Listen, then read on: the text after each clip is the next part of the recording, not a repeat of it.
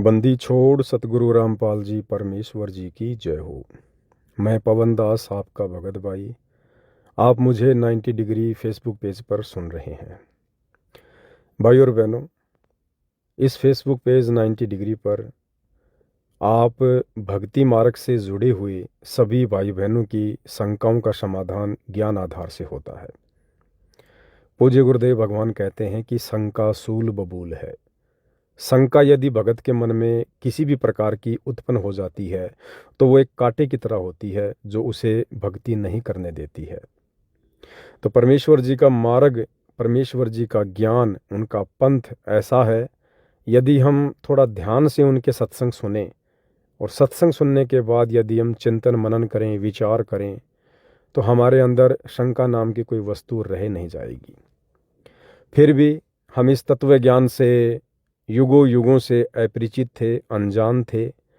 अब ये तत्व ज्ञान गुरुदेव भगवान के आशीर्वाद से हमारे सामने प्रकट हुआ है, तो इसको जानने में, समझने में और इस मार्ग पर चलने में हमें शुरुआत में थोड़ी बहुत कठिनाई अवश्य होती है, लेकिन यदि हम दृढ़ता के साथ, विश्वास के साथ इस मार्ग पर डटे रहे, टिके रहे, तो एक दिन हम सफलता की ओर आगे बढ़ेंगे।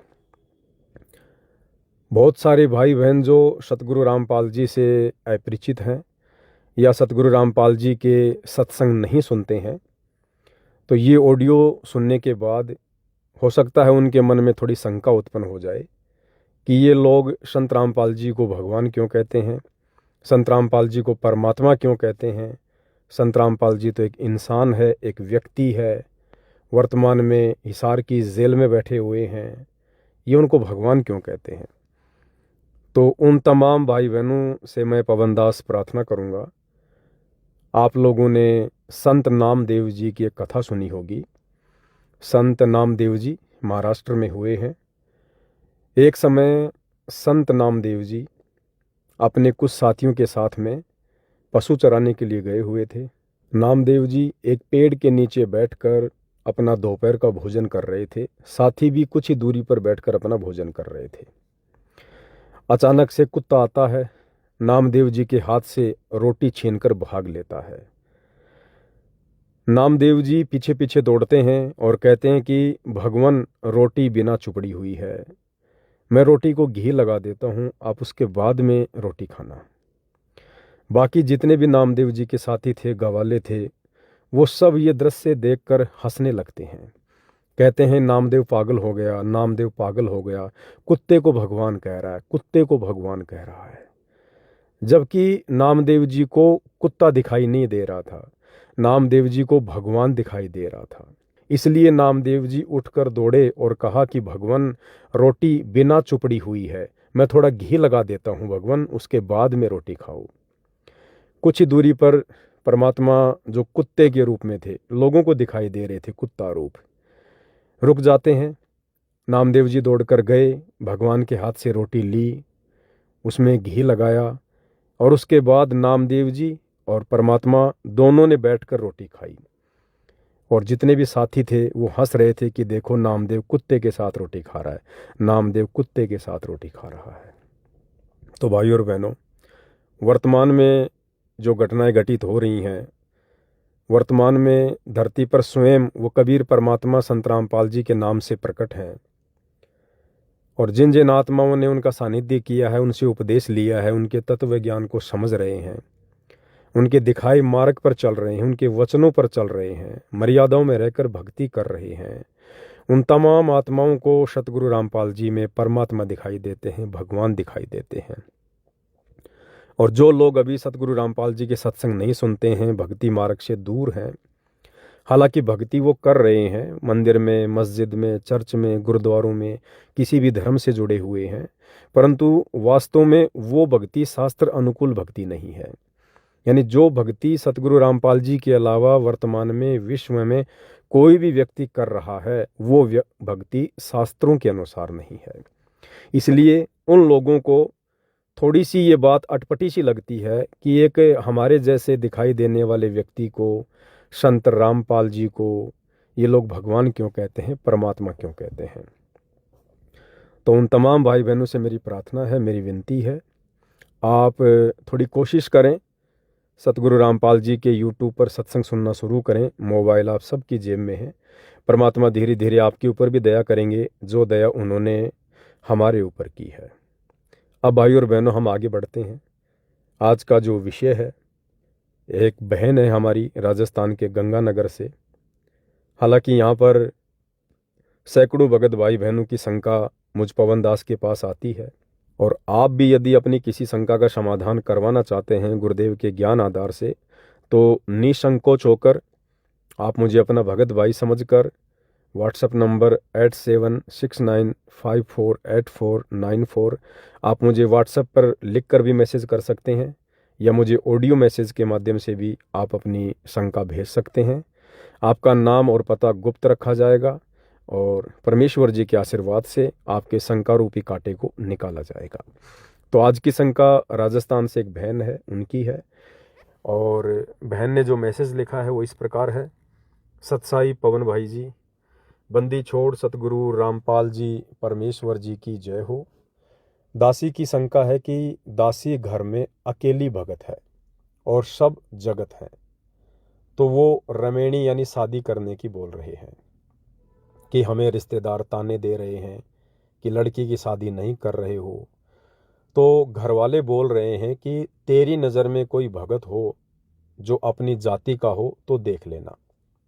दासी की कोई इच्छा रमेणी की नहीं है, पर घर की परिस्थितियों को देखती हूँ तो लगता है यहाँ भक्ति संभव नहीं है, क्योंकि पापा को लकवा हो गया है, माँ शरीर त्याग चुकी है, अब सिर्फ भाई है जो कि सतगुरु की भक्ति से नाराज है और रिश्तेदारों की ज़्यादा मानता है।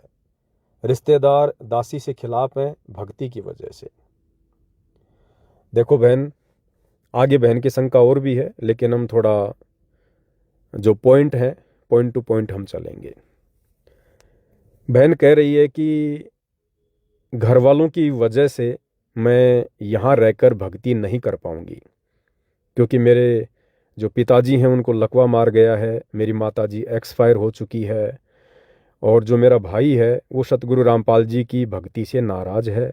तो मुझे लगता है कि शादी किए बिना, रमेणी किए बिना, यानी संत भाषा में रमेणी कहते हैं, सांसारिक भाषा में शादी विवाह करना कहते हैं। तो बहन कह रही है कि इस घर में रहकर मेरे लिए भक्ति करना मुश्किल है।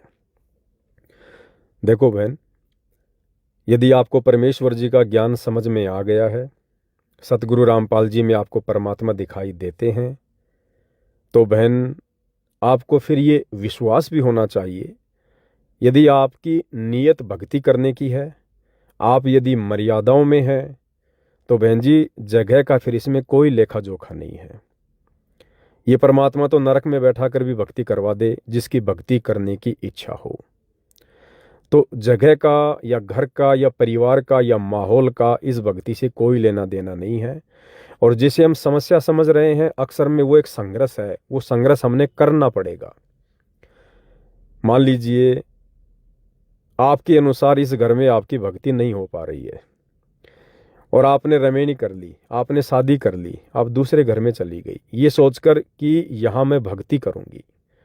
और कल को यदि आपका पति ही काल प्रेरित हो गया, यदि आपके सास ससुर काल प्रेरित हो गए, जब आप उस घर में भक्ति शुरू करोगी, हो सकता है आपके पति नाराज हो जाएं, आपके सास ससुर नाराज हो जाएं, या मान लो आपने किसी भगत के घर में शादी कर ली, कल को किसी और बात को लेकर आपकी सासू नाराज हो जाए, आपका ससुर नाराज हो जाए, आपका पति आपकी किसी क्रिया से नाराज हो जाए, फिर क्या करोगी? फिर और कहाँ जाकर भक्ति करोगी? और तीसरा कौन सा घर देखोगी? क्या उसे छोड़कर किसी और से शादी करोगी?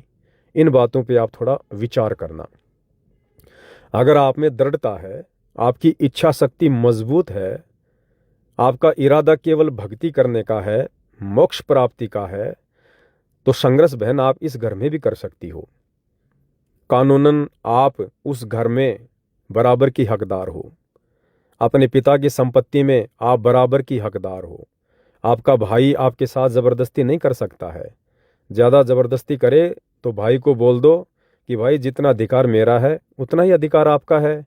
मुझे मकान में अलग से मकान दे दो, ज़मीन में अलग से मुझे ज़मीन दे दो। मैं अपने मकान में रहूँगी, अपनी ज़मीन में अन्न पैदा करके खाऊंगी, ना मैं आपको कुछ कहूँगी, ना मेरे से आपको कोई परेशानी होगी। आपको यदि कोई रिश्तेदार कुछ कहता है, गांव वाले कुछ कहते हैं, तो बोल दो भैया हमने तो उसको अलग कर दिया है, हमारा उससे कोई लेना देना नहीं है। आपकी भी समस्या ख़त्म, मेरी भी समस्या ख़त्म। तो बहुत सारे ऑप्शन बहन आपके पास में है। और यदि आपकी इच्छा शक्ति दृढ़ है तो फिर सतगुरु रामपाल जी भगवान भी तो भगत के साथ हैं। जय हमरा भक्त पछोड़ी हुई तो हमारा नाम न लेवे कोई। जब हमारा भगता पापत्ति आ गई तो परमात्मा कहते हैं फिर हमारा नाम कौन लेगा, हमारी भक्ति कौन करेगा। लेकिन ये परमात्मा उन्हीं भक्तों के संकटों का निवारण करता है जो भगत दृढ़ हो, जिसका एक टारगेट हो, जिसका एक ही लक्ष्य हो। ऐसे भक्तों के साथ फिर परमात्मा हो जाता है, फिर उसका कोई बाढ़ भी वाका नहीं कर सकता है। आगे बहन अपने मैसेज में क्या लिखती है, तो दासी अपनी बात पर आती है जो मेरी शंका है। दासी एक भगत को जानती है, महीने या 2 महीने में कभी कभी ज्ञान चर्चा होती है। दासी को भगत भाई के विचार सही लगते हैं, पर हमने कभी उनको देखा नहीं है। भगत भाई से दासी ने कहा कि दासी को लगता है रमेणी करनी होगी। तो भगत भाई बोले कि अभी रमेणी के बारे में मत सोचो, परमात्मा को आ जाने दो। भगत भाई कह रहे थे कि दास के घर वाले भी मुझे परेशान कर रहे हैं शादी को लेकर। मेरे छोटे भाई की शादी हो रही है क्योंकि मैंने शादी के लिए मना कर दिया है। फिर दासी ने अपनी बात बताई कि भाई आपकी नज़र में कोई अच्छा भगत हो जो कि दासी को बहन बनाकर रखे और मर्यादाओं में रहता हो तो बताना। तो भाई को लगा कि जो बहन के विचार हैं वही मेरे विचार हैं। तो भगत भाई ने मुझसे रमेणी के लिए कहा तो दासी ने हाँ कर दी। अब बहन आपने जो लिखा है उस आधार से सबसे पहली बात तो ये कि आप कह रही हो कि मेरी एक भगत भाई से ज्ञान चर्चा होती है। तो बहन इसको ज्ञान चर्चा नहीं कहा जाता है, ये तो विषय वासनाओं की चर्चा है। ज्ञान चर्चा में तो केवल परमात्मा की चर्चा होती है, भगवान की चर्चा होती है। ज्ञान चर्चा में तो परमात्मा की महिमा सुन सुन के आंखों से आंसू आने चाहिए, आत्मा गदगद हो जानी चाहिए। भगवान की चर्चा में शादी विवाह की बातें नहीं होती है, विषय वासनाओं की बातें नहीं होती है। भगवान की चर्चा में अपने सुख और दुखों की बातें नहीं होती है। भगवान की चर्चा में तो भगवान की महिमा होती है। तो आपका ये कहना कि मेरी उस भाई से कभी कभी ज्ञान चर्चा होती है, हम इसको ज्ञान चर्चा नहीं कह सकते हैं।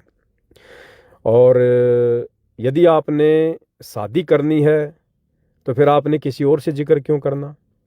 आप सीधा सीधा अपने घर में कह दीजिए, अपने भाई से कह दीजिए, अपने पिताजी से कह दीजिए, अपने रिश्तेदारों से कह दीजिए कि ठीक है मैं शादी कर लूँगी, लेकिन आप मेरे पंथ में, जिस पंथ से मैं जुड़ी हुई हूँ, सतगुरु रामपाल जी के पंथ में यदि कोई लड़का है, कोई भगत है, तो मैं विचार करूंगी, आप मेरी बातचीत करवा दीजिए। यदि उनके विचार मेरे विचारों से मेल खाएंगे, मैं उनसे बात कर लूँगी, मुझे पता चल जाएगा कि ये भगत कितना मर्यादा में है, उसके बाद मैं आगे विचार करूँगी। ये बातें आप उनसे भी बोल सकती हैं। लेकिन आपने अपने भगत भाई से रमेणी की बात की, ये बहन ज्ञान आधार से उचित नहीं है। क्योंकि भगत भाई और भगत बहन यदि आपस में बातचीत करते हैं तो उस बातचीत में यदि शादी की बातचीत होती है तो बहन जी फिर वो सतगुरु की महिमा में नहीं आती है। आप कैसे अपने भाई से अपनी शादी की बात कर सकती हो। वो आपका गुरु भाई है, आप उसकी गुरु बहन हो, आप दोनों का गुरु एक है। तो आपका पिता कौन हुआ, आपका गुरु हुआ, और आप दोनों आपके गुरु की नज़र में क्या हुए, भाई बहन हुए। तो भाई बहन भला आपस में कैसे रमेणी की बात कर सकते हैं, कैसे शादी की बात कर सकते हैं। क्या ये मर्यादाओं के विरुद्ध नहीं है। आम समाज में भी भगत भाई बहन या वैसे नॉर्मल जो भाई बहन है जो भक्ति मार्ग में नहीं है, वो भी आपस में इस प्रकार से शादी की बात नहीं कर सकते। एक बहन ने यदि शादी करनी है दूसरी जगह तो भी अपने भाई को नहीं कहेगी, अपने भाई से बात नहीं करेगी कि भाई तू माता पिता से कह के मेरी शादी करवा दे। ये तो आम समाज की मर्यादाओं के भी खिलाफ है। जबकि आप दोनों तो भगत भाई हैं, और जो भक्ति मार्ग में गुरु भाई बहन होते हैं उनका रिश्ता तो सांसारिक जगत में जो सगे भाई बहन होते हैं उनसे भी बढ़कर होता है।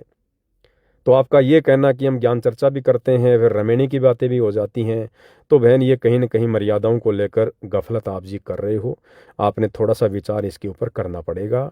क्योंकि देखो, गुरुदेव भगवान अपने सत्संग में हमें बार बार यही कहते हैं कि बच्चों, यदि आपका संस्कार शादी विवाह का परमात्मा ने पहले से जोड़ रखा है तो उसको तोड़ कौन देगा। समय आने पर आपकी शादी अवश्य होगी जिस भी आत्मा के साथ परमात्मा ने आपका संस्कार जोड़ रखा है। अब भगवान ने कह दिया तो फाइनल है।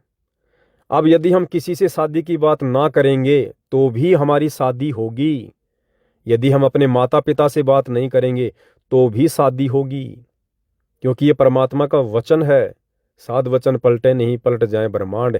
यदि भगवान ने शादी का संस्कार जोड़ रखा है तो भले आप गूंगे हैं, भले आप बोल नहीं सकते, अपने मन की बात आप किसी को बता नहीं सकते, तो भी आपकी शादी होके रहेगी।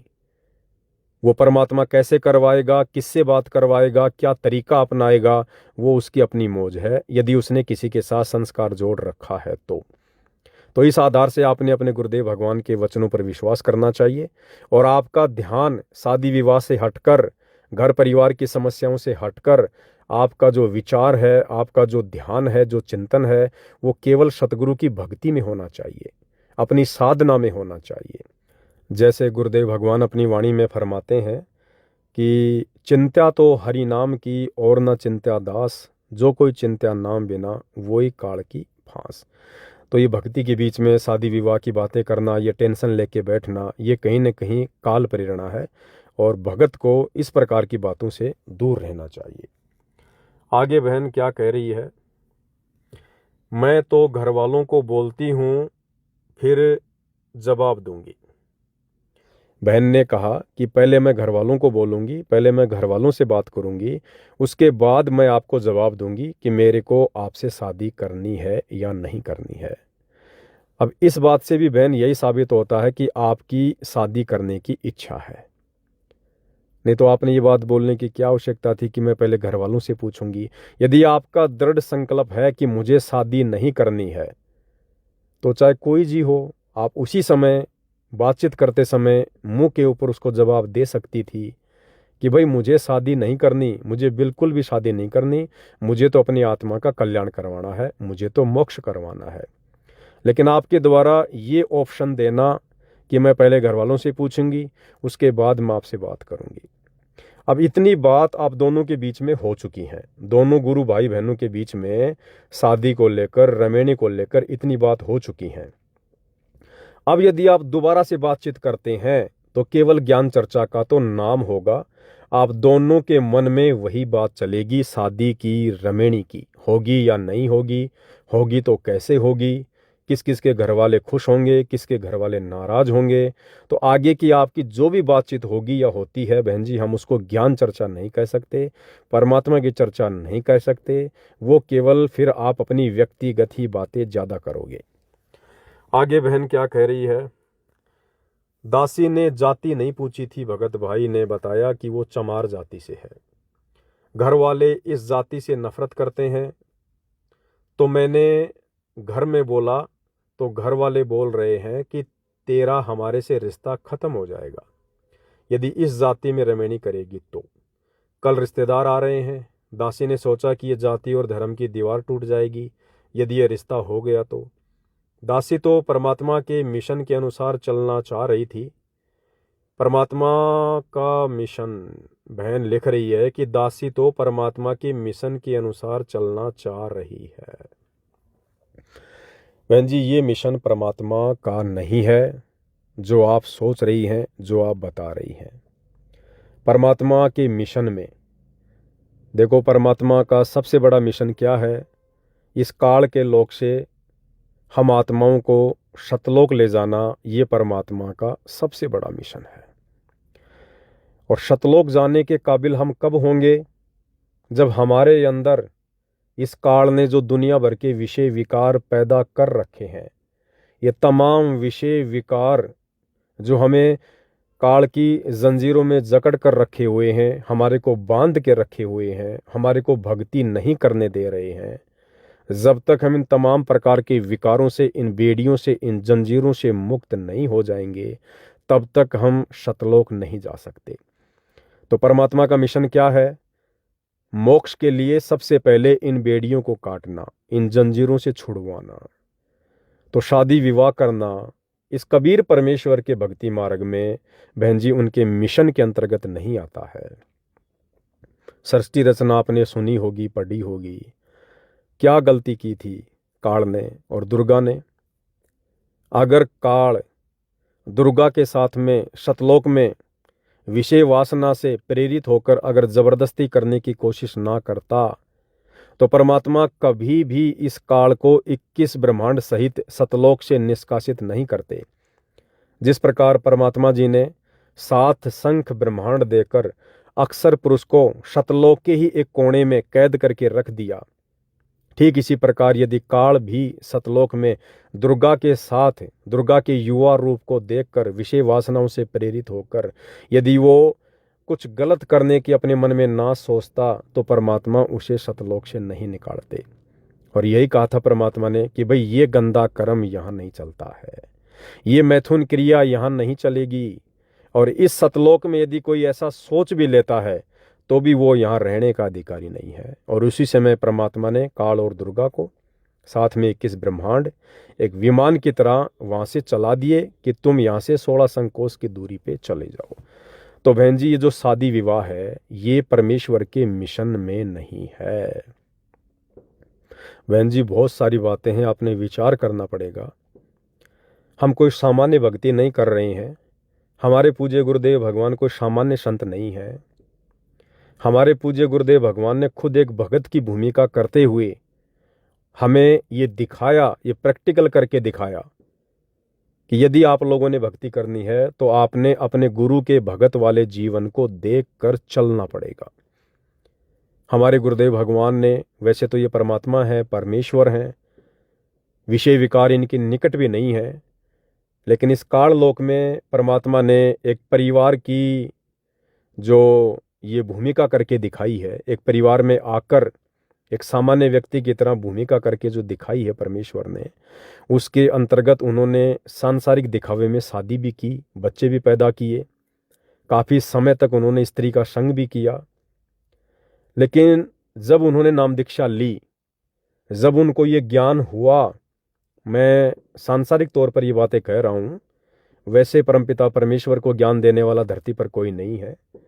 ये परमपिता परमात्मा कबीर ये स्वयं जगत गुरु है, संत शिरोमणि है, गुरुओं का गुरु है। ये दुनिया को ज्ञान देने के लिए सतलोक से आते हैं, संत की लीला करते हैं। लेकिन सांसारिक दृष्टिकोण से जो मैं आपको बताना चाहता हूँ उस बात को आप समझिए। सन 1988 में सतगुरु रामपाल जी ने दीक्षा ली।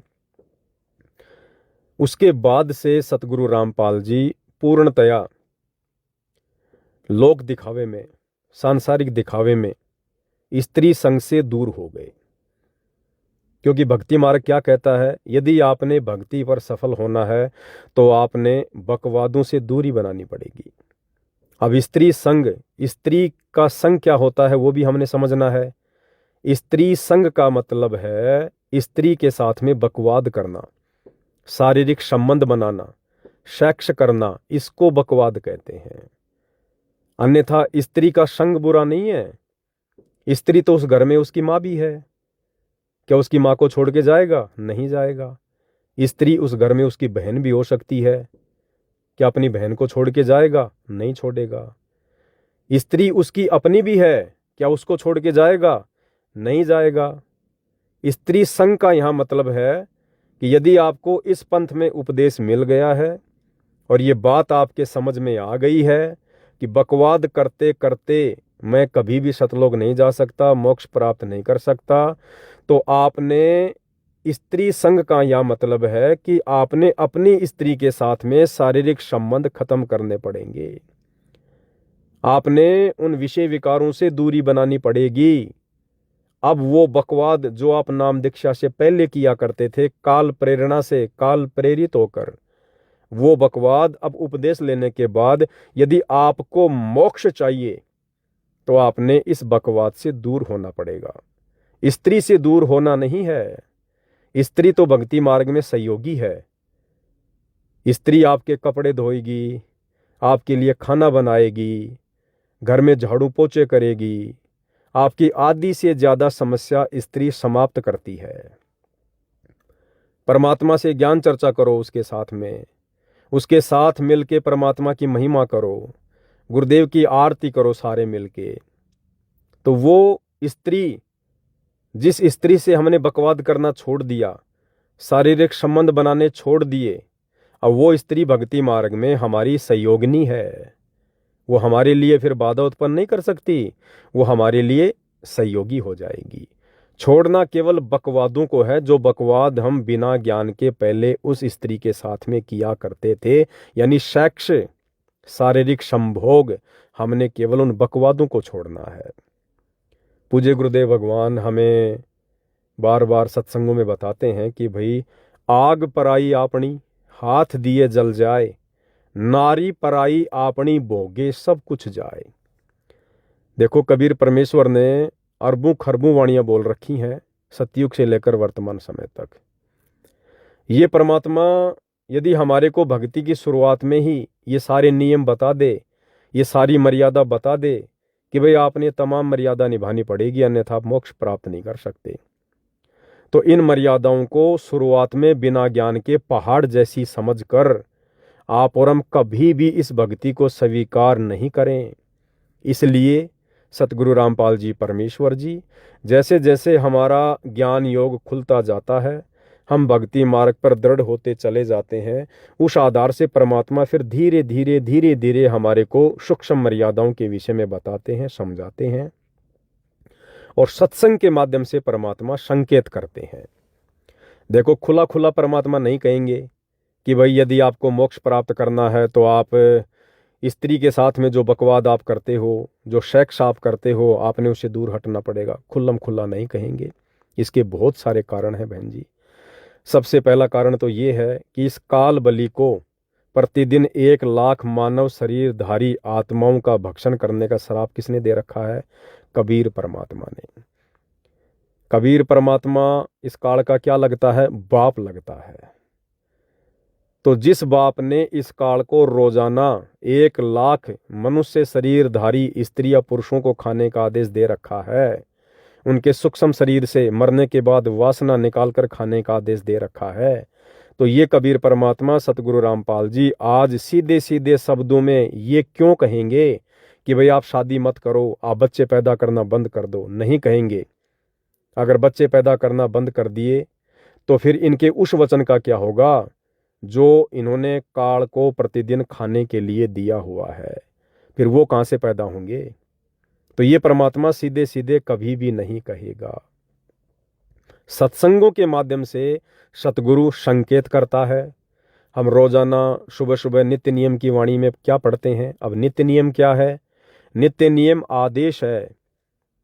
सुबह का जो नित्य नियम है, दोपहर की जो आरती है, शाम की जो संध्या आरती है, जो त्रिकाल संध्या हमें सतगुरु रामपाल जी भगवान ने दी है, इनमें जो वाणियां हैं, जो वचन है, ये भगत के लिए सतगुरु की तरफ से आदेश है, आदेश। और क्या कहते हैं गुरुदेव भगवान हमारे को कि कामी क्रोधी लालची इनसे भक्ति न होई, और भक्ति करे कोई सूरमा जाति वर्ण कुल खोए। कामी क्रोधी लालची, इन लोगों से कभी जिंदगी में भक्ति नहीं हो सकती है। भक्ति ना होने का यहाँ तात्पर्य है कि वो भले उपदेश भी ले लें, अपने आप को भगत भी कहलाने लग जाएं, और यदि इन विकारों से वो व्यक्ति दूर नहीं हुआ तो वो व्यक्ति भक्ति को सफल नहीं कर सकता, वो भगत कभी मोक्ष प्राप्त नहीं कर सकता। और तत्वदर्शी संत की शरण में आकर सत भक्ति लेकर और मर्यादाओं में ना रहकर यदि हमने मोक्ष ही प्राप्त नहीं किया तो फायदा क्या फिर भक्ति करने का? आज हम अपने आप को साफ सुथरा करने का प्रयास कर रहे हैं, और यदि सतगुरु की इस भक्ति पर यदि हम दृढ़ता से नहीं लगे, बकवादों से दूर नहीं हटे, मोक्ष नहीं हुआ, फिर हम काल के हत्थे चढ़ेंगे। फिर ये काल हमें इसी प्रकार से जन्म देगा, कहीं राजा बनाएगा, और राजा जनक जैसे बन गए तो ना जाने हजार हजार शादियां करेंगे, अन्य कितनी प्रकार की बकवाद करेंगे। ये फिर से हमारे को उसी स्थिति में लाके खड़ा कर देगा, हमारी अंतरात्मा को मैला कर देगा। तो गुरुदेव कहते हैं कामी, क्रोधी, लालची। कामी यानी जो व्यक्ति काम वासनाओं में उलझा हुआ है उसको कहते हैं कामी व्यक्ति। क्रोधी, जो बात बात पर जो गुस्सा करता है, जो क्रोध करता है, उसको कहते हैं क्रोधी। और लालची यानी जो स्वार्थी व्यक्ति है, बात बात पर जिसके मन में लालच आ जाता है। तो ये तीन परमात्मा ने विकार बताए। और वैसे भी जैसे गुरुदेव भगवान अपनी वाणी में कहते हैं कि काम, क्रोध, लोभ, मोह, अहंकार, ये 4 प्रकार की विशेष बेड़ियां हैं जो काल ने हमारे ऊपर डाल रखी हैं। और गुरुदेव ने बताया कि जो काम है यानी जो विषय वासना है, इसके अंदर 10,000 हाथियों जितना बल है। विचार करना, जो भाई वेनिस ऑडियो को सुन रहे हैं वो थोड़ा विचार कीजिए। 10,000 हाथियों जितनी पावर अकेले इस विषय वासना रूपी विकार में है। यानी जब जब हम स्त्री का संग करते हैं विषय वासनाओं को लेकर, अपनी खुद की पत्नी के साथ भी, क्योंकि भाई देखो, खुद की पत्नी के साथ में शारीरिक संबंध बनाना ये समाज की तरफ से हमें परमिशन है, ये भगवान की तरफ से नहीं है। ये तो सामाजिक रीति रिवाज हैं। भगवान ने कब परमिशन दी? अगर भगवान ही परमिशन देता तो काल और दुर्गा को सतलोक से फिर बाहर क्यों भेजता? काल यही तो करना चाह रहा था, विषय वासना की ही तो परमिशन लेना चाह रहा था, लेकिन परमात्मा ने मना कर दिया कि भाई ये परमिशन तुझे यहां नहीं मिलेगी।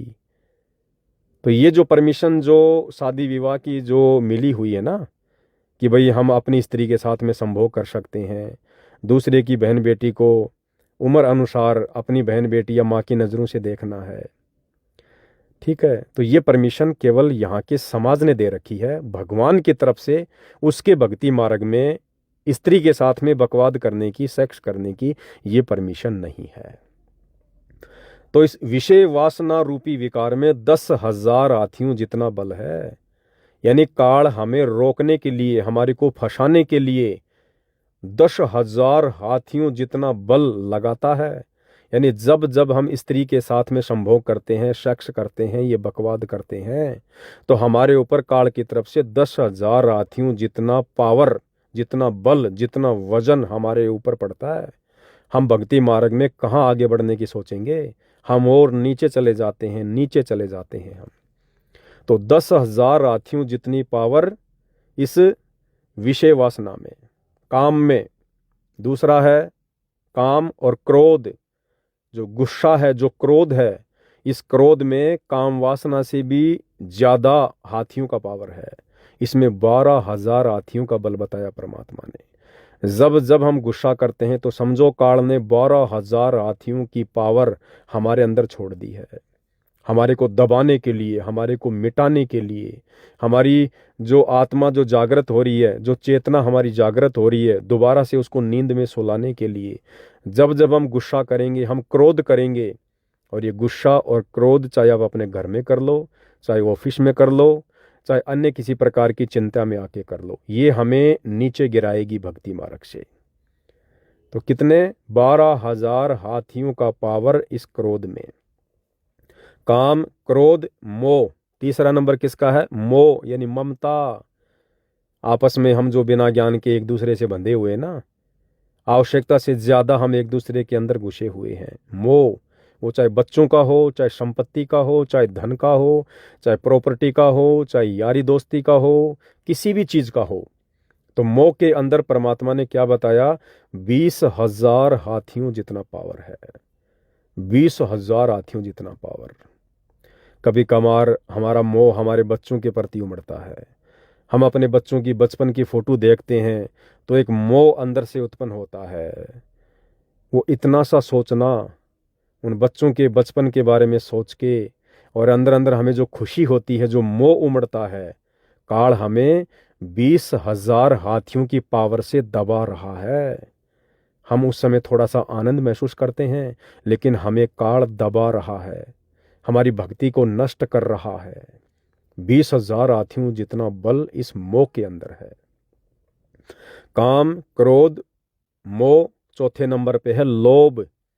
लोभ लालच, इसमें परमात्मा ने 30,000 हाथियों जितनी पावर बताई, 30,000 हाथियों जितनी लोभ में। और जो पांचवा है वो है अहंकार। काम, क्रोध, मोह, लोभ और अहंकार यानी घमंड, मान बढ़ाई, इसमें परमात्मा ने 36,000 हाथियों जितना बल बताया। और अपनी वाणी में परमात्मा क्या कहते हैं कि मान बढ़ाई से हैं दूर, आजिज के हरि सदा हजूर।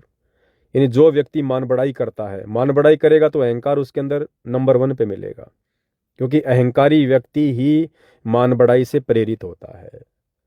तो 36,000 हाथियों जितना पावर उस समय हमारी भक्ति को नष्ट करने के लिए, हमारी जागती हुई चेतना को वापस नींद में सुलाने के लिए ये काल बलि 36,000 हाथियों जितना बल छोड़ता है, जितना पावर छोड़ता है।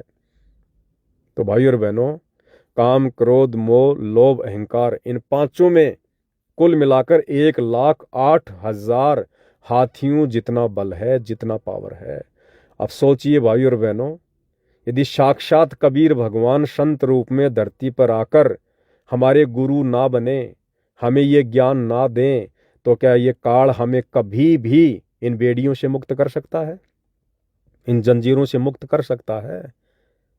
कोई सोच भी नहीं सकता, कोई विचार भी नहीं कर सकता इस भक्ति मार्ग में काल से छूटने का। तो ये तो विषय विकार हैं। ये जो शादी विवाह करना इस कबीर परमात्मा के मार्ग में विषय विकार है। हम कभी भी मोक्ष प्राप्त नहीं कर सकते।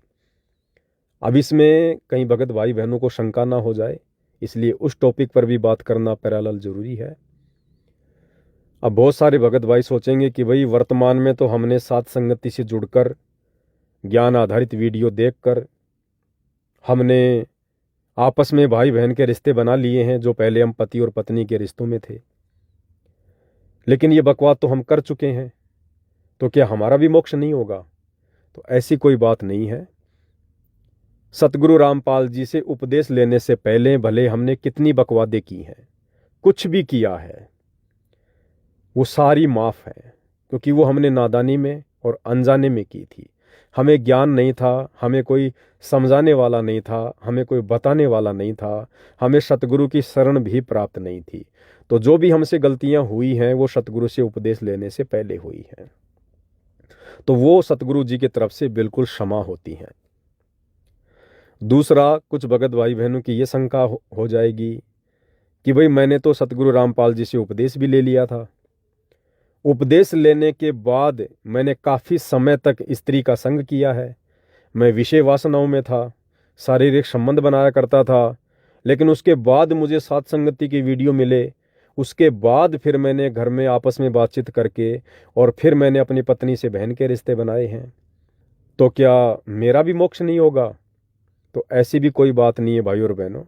भले आपने सतगुरु रामपाल जी से उपदेश ले लिया, उपदेश लेने के बाद भी आप अपनी स्त्री के साथ शारीरिक संबंधों में थे, विषय वासनाओं में थे। क्यों? क्योंकि उस समय तक आपको ज्ञान नहीं था, आपको ये बातें संगत में कोई भगत नहीं बताया करता था, और यदि कोई बताता था तो उसके वचन में पावर नहीं थी, शक्ति नहीं थी, सतगुरु का आशीर्वाद नहीं था।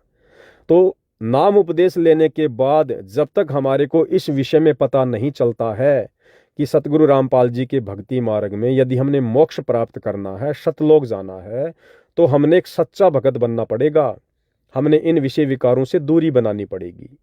तो जब तक कोई बताने वाला नहीं था, हमें ज्ञान नहीं था, खुद के लेवल पर हम इन बातों को समझ नहीं रहे थे, हम सतगुरु की वाणियों के ऊपर चिंतन मनन नहीं कर पा रहे थे, तो तब तक जो हमने बकवादें की हैं वो भी सतगुरु की तरफ से माफ होती हैं। यानी उस भगत को भी कोई दोष नहीं है जिसने उपदेश लेने के बाद जानकारी के अभाव में ये कुकर्म किए हैं अपनी पत्नी के साथ, तो उस भगत को भी परमात्मा माफ करता है।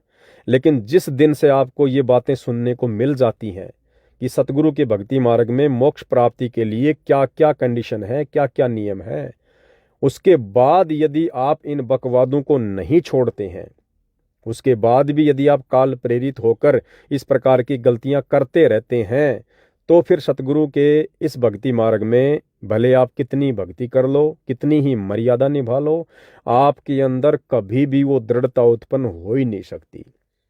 आपके अंदर कभी भी इस भक्ति मार्ग पर आगे बढ़ने की वो प्रेरणा, वो दृढ़ता, वो इच्छा शक्ति वो पनप ही नहीं सकती।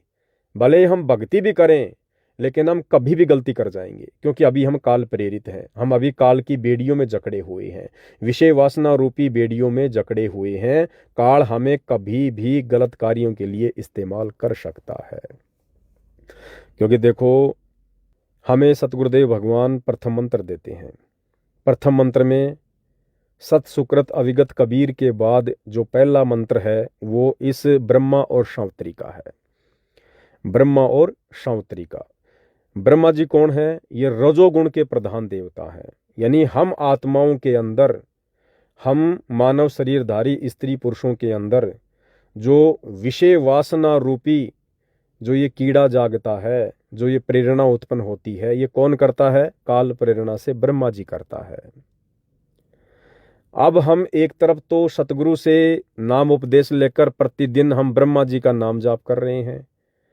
वो ब्रह्मा जी का ओम नाम हम क्यों जाप कर रहे हैं? कि मैं युगों युगों से विषय वासनाओं में पड़कर, स्त्री का संग करके, शारीरिक संबंध बना के मैं इस ब्रह्मा जी का ऋणी हो चुका हूं। ब्रह्मा जी का कर्ज मेरे ऊपर चढ़ा हुआ है। तो हम उस ब्रह्मा जी का कर्जा उतारने के लिए हम ओम नाम का जाप करते हैं रोजाना प्रथम मंत्र के माध्यम से। तो एक तरफ तो हम ब्रह्मा जी का ऋण उतारने के लिए, कर्जा उतारने के लिए प्रतिदिन ओम ओम ओम ओम हम ये जाप कर रहे हैं, और दूसरी तरफ ब्रह्मा जी का और अधिक कर्जा चढ़ाने के लिए हम रोजाना स्त्री के साथ बकवादी भी कर रहे हैं, हम शारीरिक संबंध भी बना रहे हैं, फिर ओम नाम का जाप कर रहे हैं। तो भाइयों और बहनों, बताओ फिर ब्रह्मा जी का ऋण कैसे उतरेगा? कॉमन सेंस की बात है। एक व्यक्ति किसी के कर्जे में दबा हुआ है, 1,00,000 रुपए का कर्जा है, और 1,00,000 रुपए का कर्जा उतारने के लिए वो व्यक्ति प्रतिदिन मेहनत करता है, प्रतिदिन वो पैसे जोड़ता है कि मैं इसका कर्जा उतारूंगा।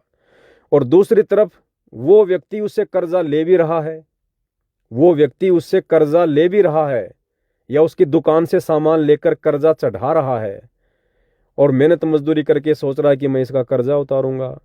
तो क्या यह संभव है? जब तक आप कर्जा लेते रहोगे आप उसका कर्जा कभी जिंदगी में नहीं उतार पाओगे।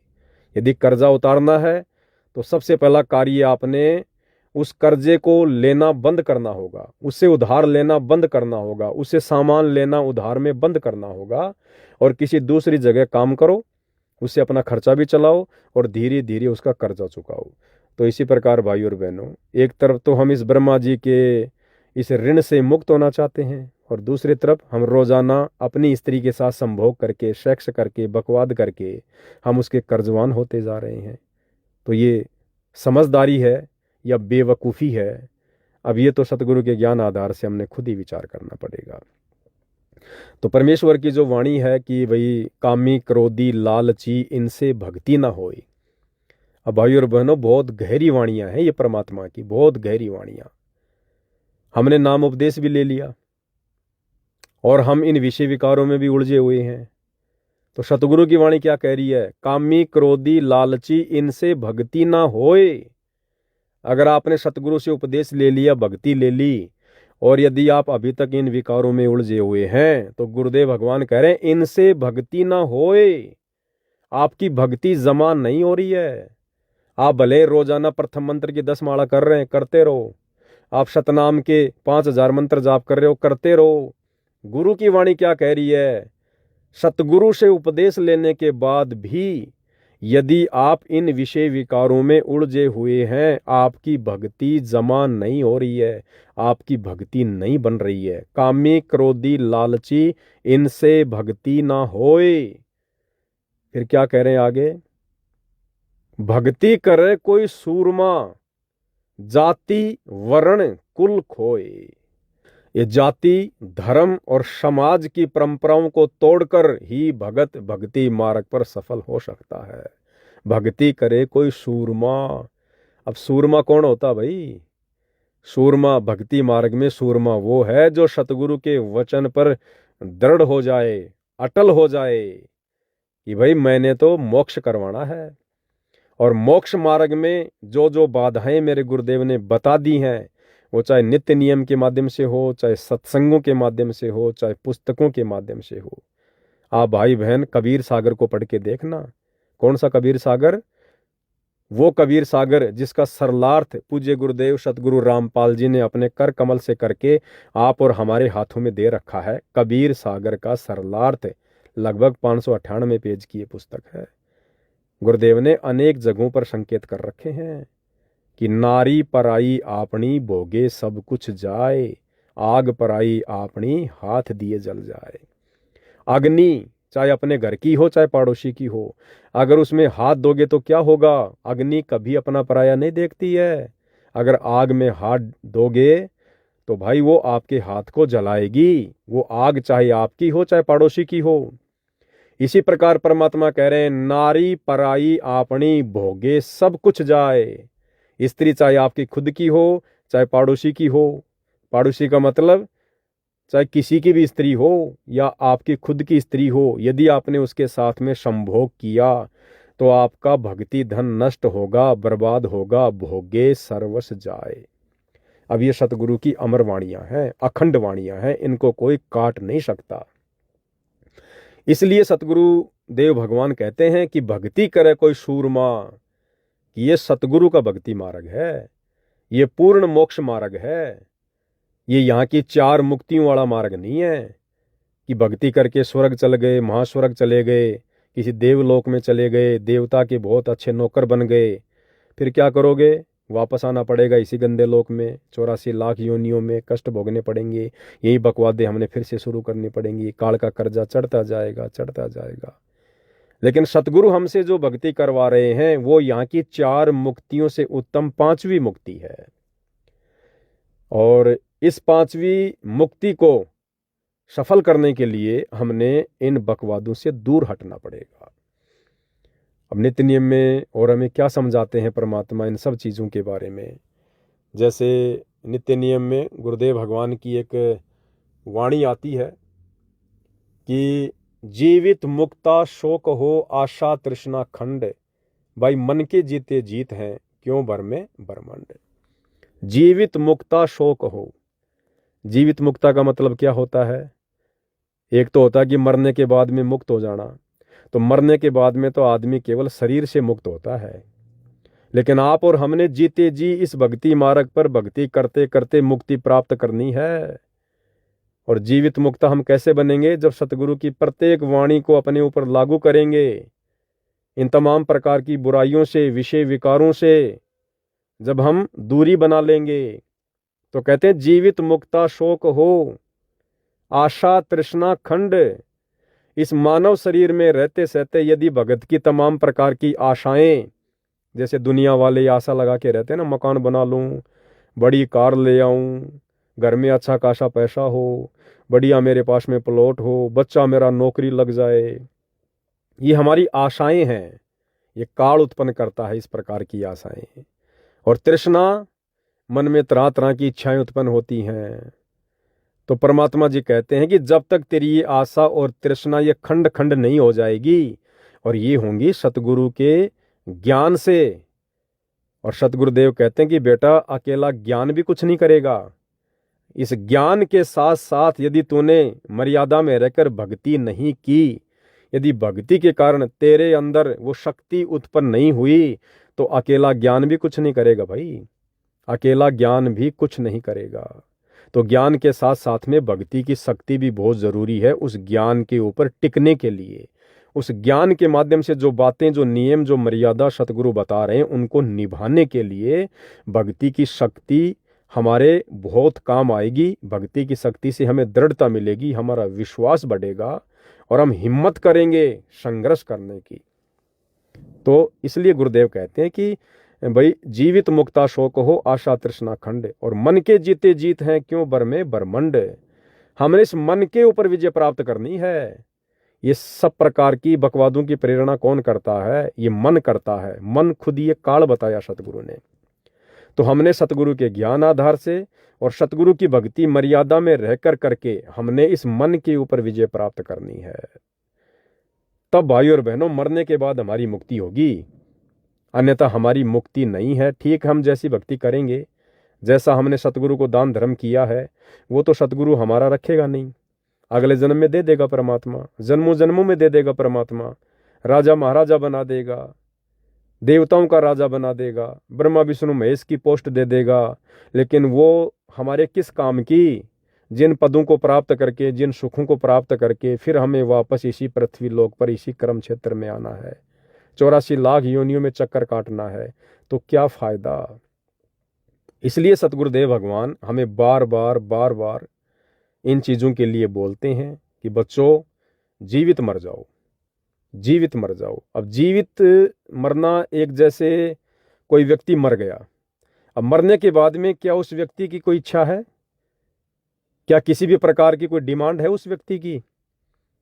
जो व्यक्ति मरने से पहले 5-5 हजार के जूते पहना करता था, महंगी महंगी रजाई ओढ़ के सोया करता था, महंगे महंगे शर्ट पहना करता था, और मरने के बाद घर वाले उसी व्यक्ति के शरीर पर एक झीनी सी चादर डाल देते हैं, जिसको हम कफन कहते हैं, जिसमें आर पार दिखाई देता है सफ़ेद कपड़ा।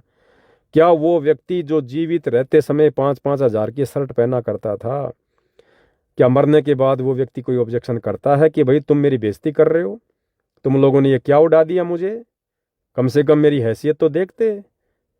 आप उस व्यक्ति को नंगे पैरों शमशान घाट पर लेके जा रहे हो, क्या वो व्यक्ति आपको कहता है कि भैया मुझे जूते तो पहनाए नहीं?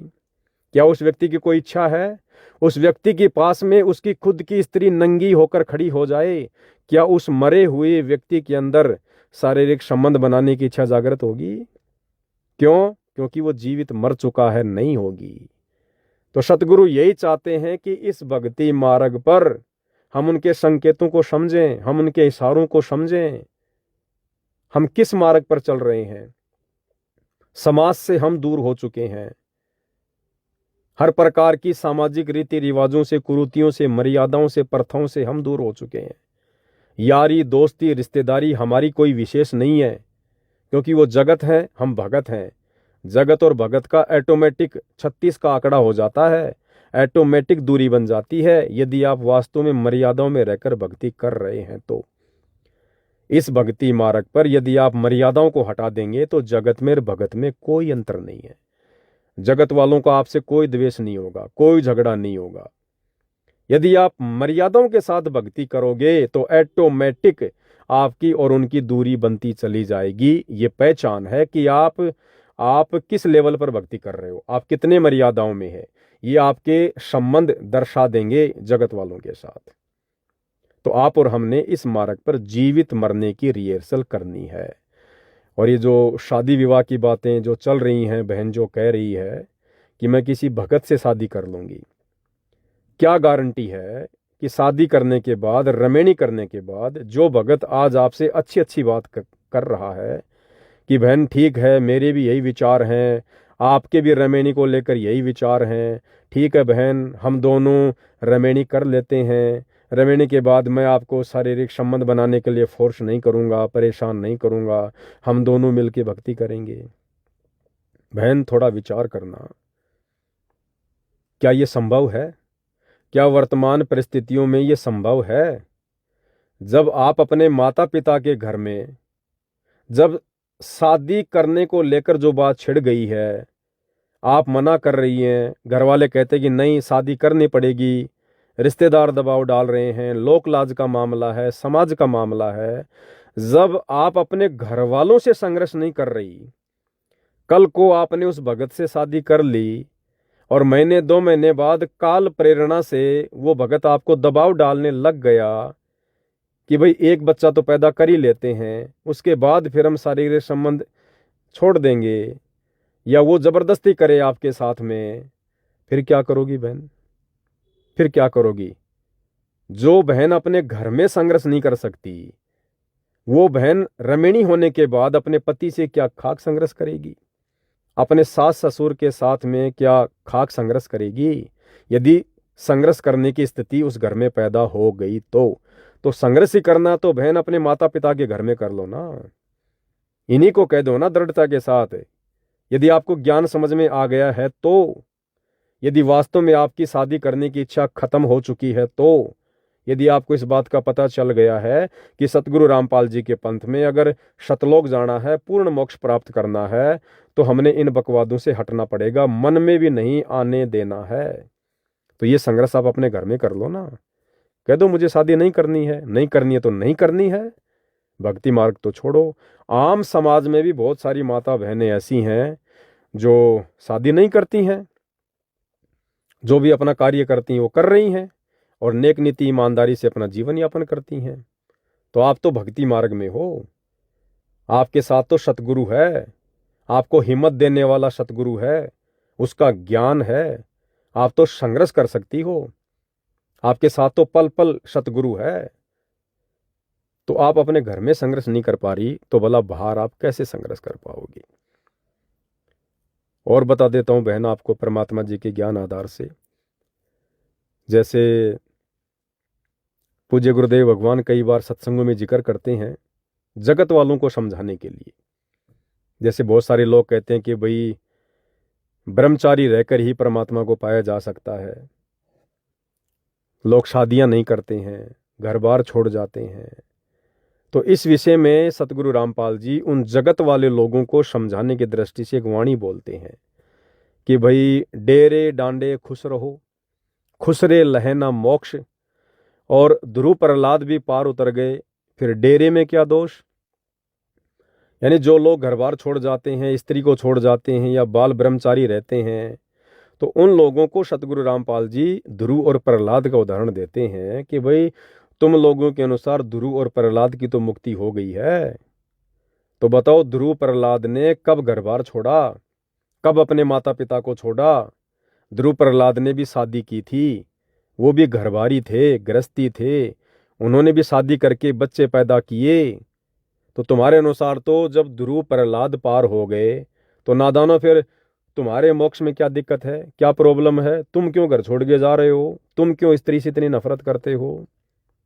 लेकिन बहन ये बात सिर्फ और सिर्फ गुरुजी उन लोगों को समझाते हैं जो लोग सत भक्ति तो कर नहीं रहे और देखा देखी किसी दूसरे संत महात्मा के विचारों से प्रेरित होकर शादी नहीं करते हैं या फिर घर बार छोड़ जाते हैं, बाल ब्रह्मचारी रहने का दावा करते हैं।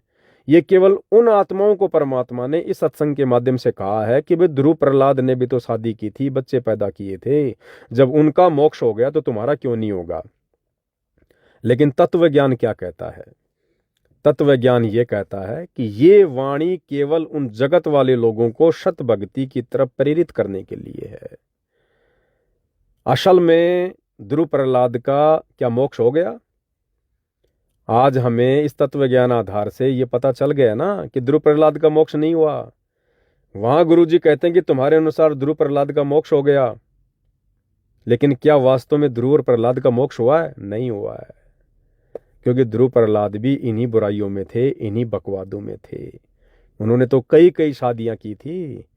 ध्रुव की खुद की भी शादी हुई, ध्रुव की मौसी का लड़का उत्तम था, वो युद्ध में मारा गया, उसकी जो पत्नी थी उसको भी ध्रुव के साथ में लगा दी।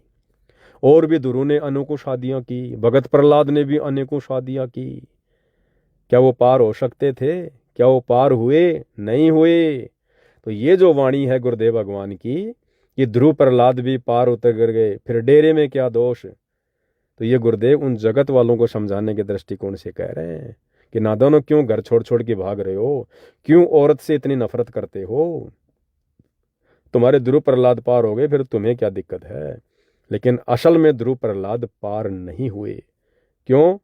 क्योंकि उनमें ये सारी कमियां थी, ये सारी बकवाद वो किया करते थे। तीसरी बात, अगर हम थोड़ा सा विचार करें तो चारों युगों में इस पृथ्वी पर कौन पार हुआ है? क्या कोई भगत पार हुआ अभी तक? मैं इस चतुर्युग की बात कर रहा हूं। इससे पहले जितने भी चतुर्युग गए, हर चतुर्युग में एक कलयुग आता है, कलयुग की पिछली पीढ़ी आती है। केवल उस कलयुग की पिछली पीढ़ी में जो भगत आत्माएं पार होती हैं अंत में, उनके अलावा जब ये चतुर्युग शुरू होता है, सतयुग है, त्रेता है, द्वापर है और कलयुग का भी कुछ समय बीत जाता है। क्या कोई पार होता है? कोई पार नहीं होता है। हम इसी चतुर्युग की बात कर लेते हैं। क्या सतयुग में कोई पार हुआ? सतयुग में भी परमात्मा आए थे, सतसुकृत ऋषि के नाम से ज्ञान दिया, वर्षों तक रहे, जैसी भी उस समय लाखों साल की उम्र हुआ करती थी। क्या सतयुग में किसी भी एक आत्मा के पार होने का कोई प्रमाण है जो सतलोक में गया हो, जिसने पूर्ण मोक्ष प्राप्त किया हो? आपको एक भी आत्मा का नाम सुनने को नहीं मिलेगा। सतलोक में अकेला कौन पार हुआ इस गंदे लोक से? केवल कबीर परमात्मा, जो सत सुकृत ऋषि के नाम से आए थे, क्योंकि उन्होंने स्त्री का संग नहीं किया। उन्होंने कभी भी अपने जीवन में ये बकवादे नहीं की। काम, क्रोध, मोह, लोभ, अहंकार, इन विषय विकारों में वो नहीं पड़े। केवल उनका ध्यान 24 आवर भक्ति में रहता था। तो सतयुग में अकेला कौन पार हुआ? केवल कबीर भगवान पार हुआ, जो सत सुकृत ऋषि के नाम से आए हुए थे। भूमिका तो वो भी एक भगत की कर रहे थे। सतयुग में आकर उन्होंने भी अपना गुरु बनाया था। गुरु बनाकर उन्होंने लोक दिखावे में भक्ति की। उन्होंने शादी नहीं की, उन्होंने स्त्री वाली बकवाद नहीं की, जिस कारण से अकेले सतयुग में वही पार हुए। एक उदाहरण छोड़ गए। यदि आप लोगों ने भी, जब कभी आपका भाग्य जागृत हो जाए, तत्वदर्शी संत की शरण मिल जाए, तो आप लोगों ने भी इस भक्ति मार्ग से इन तमाम प्रकार की बकवादों से पीछा छुड़वा कर मोक्ष प्राप्त करना है। त्रेता युग में वही कबीर परमात्मा मुनिंदर ऋषि के नाम से आए। उसी प्रकार से उन्होंने लीला की। एक कमल के विकसित फूल पर शिशु रूप में प्रकट हुए, एक निसंतान दंपत्ति उठाकर अपने घर ले गए। फिर बड़े होकर परमात्मा ने गुरु धारण किया। फिर उन्होंने भक्ति की, भगत बनकर लोगों को संदेशा दिया, गुरु बनकर। त्रेता युग में अकेला कौन पार हुआ? केवल कबीर परमात्मा पार हुए। उनके अलावा पूरे त्रेता युग में किसी के भी पार होने का कोई प्रमाण नहीं है। क्यों? क्योंकि जितने भी उनके शिष्य बने, वो बकवादों से पीछे नहीं हटे। कोई न कोई विकार उनको घेर के रखता था, पार नहीं हो पाए। फिर द्वापर युग में वही कबीर परमात्मा करुणा में ऋषि के नाम से आते हैं। उसी प्रकार से कमल के फूल पर आते हैं, निसंतान दंपत्ति उठाकर ले जाती है, बड़े होकर गुरु बनाते हैं, ज्ञान प्रचार करते हैं, भगत की भूमिका करते हैं। क्या पूरे द्वापर युग में करुणा में ऋषि के अलावा एक भी आत्मा के पार होने का कोई प्रमाण है? कोई आत्मा पार नहीं हुई, क्योंकि हम सब किसी न किसी विकार में जकड़े हुए थे। फिर कलयुग में वही कबीर परमात्मा अपने वास्तविक नाम, अपने वैदिक नाम कबीर देव के नाम से आया, जिन्हें हम कबीर दास कहते हैं। क्या उस समय जो कलयुग का प्रथम चरण था 650 साल पहले का, 64 लाख उनके शिष्य हुए। कबीर जी ने खुद एक भगत की भूमिका करके दिखाई। पंडित रामानंद जी को अपना मुंह बोला गुरु बनाया। क्या अंत में कबीर जी के अलावा कोई सतलोक गया? 64 लाख में से एक भी भगत नहीं गया, नहीं जा पाया। क्यों? क्योंकि हम किसी न किसी विकार में उलझे हुए थे। और जब तक हम इस भक्ति मार्ग पर अपने गुरु के पद चिन्हों पर चलते हुए उनके जैसे नहीं बन जाएंगे, जैसे गुरुदेव कहते हैं कि जीव कभी पीव नहीं हो सकता, पीव यानी परमात्मा, लेकिन परमात्मा जैसे गुण उसने अपने अंदर धारण करने पड़ेंगे। परमात्मा काम, क्रोध, मोह, लोभ, अहंकार से दूर होता है। आप और हमने भी दूर हटना पड़ेगा, अपने अंतरात्मा को साफ करना पड़ेगा। तो 650 साल पहले 64 लाख में एक भी भगत पार नहीं हुआ। अकेले कबीर परमात्मा ही सतलोक से आए थे और अकेले कबीर परमात्मा ही भक्ति करके दिखा के वापस सतलोक गए, मगर से शरीर, और कोई नहीं जा पाया। यही कारण था क्योंकि हम उनके जैसे नहीं बन पाए। कीट न जाने भृंग को, यूं सतगुरु कर ले आप समान, गुरु को कीजिए दंडवत कोटि कोटि प्रणाम। क्योंकि हम सतगुरु के जैसे नहीं बन पाए, हम अपनी आदतों को नहीं सुधार पाए, हम उनके वचनों पर, उनकी वाणियों पर, उनकी शिक्षाओं पर अमल नहीं कर पाए, हम अपने आप को इन बुराइयों से दूर नहीं कर पाए। आज इस कलयुग की बिचली पीढ़ी में वही कबीर भगवान, वही कबीर परमात्मा खुद आया हुआ है। आज भी यदि हम वही गलती करेंगे जो गलती हम युगों युगों से करते आ रहे हैं, कैसे पार होंगे? हो ही नहीं पाएंगे। इसलिए दास की ये विनती है, दास का ये निवेदन है गुरुदेव के ज्ञान आधार से, कि हम जिस भक्ति मार्ग पर चल रहे हैं, ये भक्ति मार्ग दुनिया के भक्ति मार्ग से अलग है। दिन और रात का अंतर है। जिस प्रकार झूठ में और सच में कितना अंतर होता है, सफेद में और काले में कितना अंतर होता है, कौड़ी में और सोने में कितना अंतर होता है, इतना अंतर इस कबीर परमात्मा सतगुरु रामपाल जी के पंथ में अन्य पंथों को यदि हम तुलनात्मक रूप से देखें तो इतना अंतर है। तो आप और हमारी क्रिया, आप और हमारे नियम, हमारी मर्यादा, ये टोटली सामाजिक लोगों से या जगत के लोगों से भिन्न है। हमने समाज को देख के इस भक्ति मार्ग पर नहीं चलना, हमने अनुपदेशी रिश्तेदारों को देखकर इस मार्ग पर नहीं चलना, हमने समाज की व्यर्थ की परंपराओं को, कुरीतियों को, रीति रिवाजों को देखकर नहीं चलना है। यदि हम अपने सतगुरु को देखकर चलेंगे, उनकी शिक्षाओं पर चलेंगे, तो हमारा जगत से ऑटोमेटिक 36 का आंकड़ा हो जाएगा, 36 का। हम उनको फूटी आंख भी नहीं सुहाएंगे, फूटी आंख भी। जिस प्रकार पहले के समय में जातिवाद कितना भयंकर फैला हुआ था, ये ब्राह्मण लोग, ये पंडित लोग शूद्रों को अपने निकट भी नहीं बैठने दिया करते थे। ठीक यही स्थिति यदि कोई भगत ब्राह्मण जाति से है, क्षत्रिय जाति से है, और यदि वो अपने गुरु के प्रत्येक वचन पर दृढ़ता से चल रहा है, तो ब्राह्मण जाति का होने के बावजूद भी समाज के अन्य वर्ग के लोग, चाहे वो दलित वर्ग है, शूद्र वर्ग है, वो लोग भी, जो लोग सतगुरु रामपाल जी की भक्ति से दूर हैं, और जो भगत सतगुरु रामपाल जी का, चाहे वो ब्राह्मण जाति का है, अगर वो सतगुरु रामपाल जी की प्रत्येक मर्यादाओं में रहकर भक्ति कर रहा है, तो वर्तमान में वो शूद्र जाति के समझे जाने वाले लोग भी सतगुरु रामपाल जी के ब्राह्मण जाति के भगत से उतनी नफरत करेंगे, उतनी ही ईर्ष्या करेंगे अज्ञानता में। ये 36 का आंकड़ा ऑटोमेटिक हो जाएगा। 36 के आंकड़े का मतलब है आपकी और उनके विचार दूर दूर तक मेल नहीं खाएंगे। जिस प्रकार गधे और गाय की जो क्रिया होती है, जो स्वभाव होता है, उसमें रात और दिन का अंतर हो जाता है। तो ये स्थिति उस भगत की हो जाएगी जो वर्तमान में सतगुरु रामपाल जी से उपदेश लेकर उनकी प्रत्येक मर्यादाओं में चल रहा होगा।